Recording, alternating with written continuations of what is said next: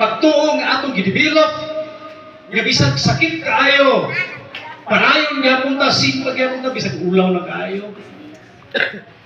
Kanang may tawag kasalatan. Kaya, kanang sala, immorality sa iglesia, o niya, hindi mo punta mo simpa. Mo, kuha lang punta, kasala, ulaw naman kaayo, pastor. Doon ako ikibisitaan, ulaw naman kaayo. Hindi na ko pakita simbahan. Ayaw akong pakita simbahan o kuha na yun, kanang matantangan ako sa akong kaning disiplina.